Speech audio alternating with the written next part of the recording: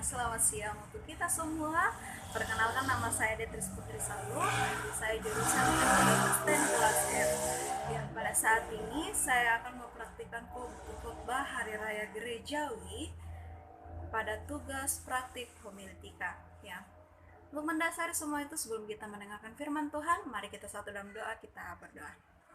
Segala puji dan syukur Tuhan selalu kami naikkan ke depan hadirat-Mu. Tuhan, pada saat ini kami akan mendengarkan perenungan-Mu dari dalam Alkitab. Berkati kami Tuhan, mulai dari awal, pertengahan, hingga berakhirnya. Kuasai hati dan pikiran setiap anak-Mu, agar firman-Mu menjadi pedoman dalam langkah kehidupan kami masing-masing. Tuhan, inilah menjadi doa kami. Amin. Firman Tuhan hari ini terdapat dalam Yohanes pasal 1 ayat 1 sampai ayat yang ke-18. Yohanes pasal 1 ayat 1 sampai ayat yang ke-18. Firman yang telah menjadi manusia. Firman Tuhan, pada mulanya adalah firman, firman itu bersama-sama dengan Allah dan firman itu adalah Allah.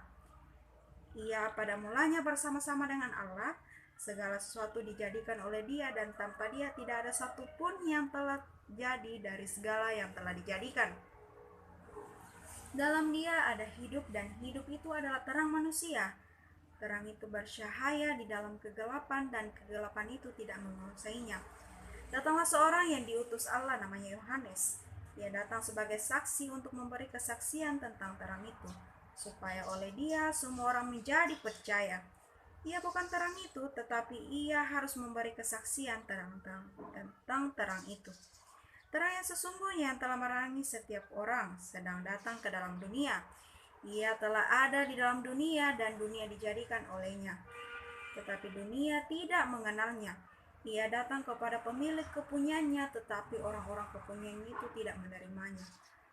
Tetapi semua orang menerimanya, diberinya kuasa supaya menjadi anak-anak Allah, yaitu mereka yang percaya dalam namanya. Orang-orang yang diperanakan bukan dari darah atau dari daging, bukan pula secara jasmani oleh keinginan seorang laki-laki, melainkan dari Allah. Firman itu telah menjadi manusia dan diam di antara kita, dan kita telah melihat kemuliaannya, yaitu kemuliaan yang diberikan kepadanya sebagai anak tunggal Bapa, penuh kasih karunia dan kebenaran. Yohanes memberi kesaksian tentang Dia dan berseru katanya, "Inilah Dia yang kumaksudkan ketika aku berkata, kemudian daripada aku akan datang Dia yang telah mendahului aku, sebab Dia telah ada sebelum aku." Karena dari kepenuhannya kita semua telah menerima kasih karunia demi kasih karunia. Sebab hukum Taurat diberitakan oleh Musa, tetapi kasih karunia dan kebenaran datang oleh Yesus Kristus. Tidak seorang pun yang pernah melihat Allah, tetapi anak tunggal Allah yang ada di pangkuan Bapa, Dialah yang menyatakannya. Amin. Tema perenungan kita pada siang hari ini adalah firman yang sesungguhnya. Firman yang sesungguhnya. Ya, sebagai umat yang percaya kepada Yesus Kristus, kegiatan Natal atau perayaan Natal pasti tidak asing lagi di telinga kita. Terbukti setiap hari Natal kita menandainya sebagai kelahiran Sang Juru Selamat, yaitu Yesus Kristus. Ya, pada kesempatan kali ini kita berbicara bahwa jika kita menghadapi suatu perayaan seperti hari Natal, tentu banyak hal-hal yang mungkin akan kita persiapkan.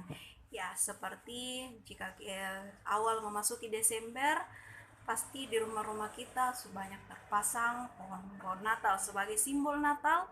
Yang kedua, mempersiapkan diri untuk membeli baju Natal, dan juga sibuk latihan di gereja untuk persiapan ibadah Natal dan juga kue-kue Natal.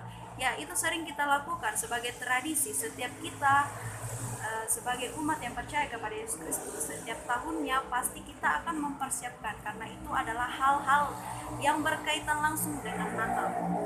Karena itu adalah hal-hal yang dasar bagi setiap orang Kristen, bagaimana cara kita untuk menyambut hari Natal. Ya, dalam pembacaan kita di dalam Yohanes pasal 1 ayat 1 sampai 16 dikatakan bahwa firman yang sesungguhnya yang berasal dari Allah itu adalah Yesus Kristus. Ya. Yang awalnya bersama-sama dengan Allah, tetapi dengan kasih karunia Tuhan ia memberikan anaknya yang tunggal kepada kita. Jelas dikatakan dalam Yohanes pasal 3 ayat 16, di situ dikatakan bahwa karena begitu besar kasih Allah akan dunia ini sehingga ia telah mengaruniakan anaknya yang tunggal supaya setiap orang yang percaya kepadanya tidak binasa melainkan beroleh hidup yang kekal.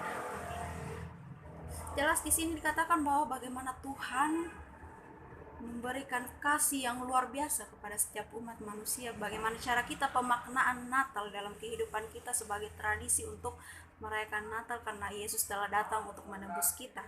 Tapi pernahkah kita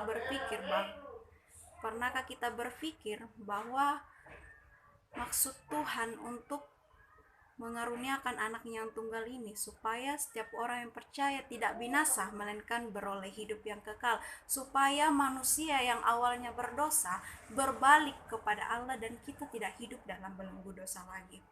Ya, saudara-saudara yang sama dikasihi Tuhan, melalui pembacaan kita pada siang hari ini menegaskan bahwa apa mau Tuhan dalam menyambut Natal ini, apa sebagai tanda kita bahwa kita betul-betul menerima Tuhan dalam kehidupan kita.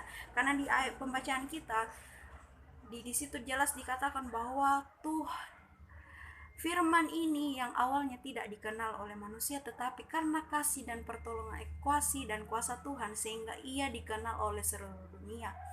Dengan cara apa? Tuhan hanya meminta hal yang simpel, yaitu hati kita. Ya, bagaimana kita menerima Tuhan, bukan hanya kita mempersiapkan segala sesuatunya. Walaupun kita mempersiapkan segala sesuatunya, tetapi kalau hati kita tidak tulus dan ikhlas, sama saja tidak. Tuhan hanya ingin hati kita, bukan hal-hal di luar hati kita. Jika kita capek-capek melaksanakan segala sesuatunya, tetapi jika hati kita tidak tulus, itu sama saja bohong. Tuhan tidak menginginkan hal tersebut. Maka dari itu pemaknaan setiap Natal itu adalah bagaimana menjadikan kita menjadi hati yang tulus dan ikhlas untuk menerima Yesus Kristus ada dalam kehidupan kita. Bukan hari ini saya mempersiapkan baju Natal, tapi di belakang saya bertengkar dengan sesama saya. Apakah itu kita menunjukkan hati yang tulus untuk mempersiapkan untuk kedatangan Tuhan? Tentu saja tidak.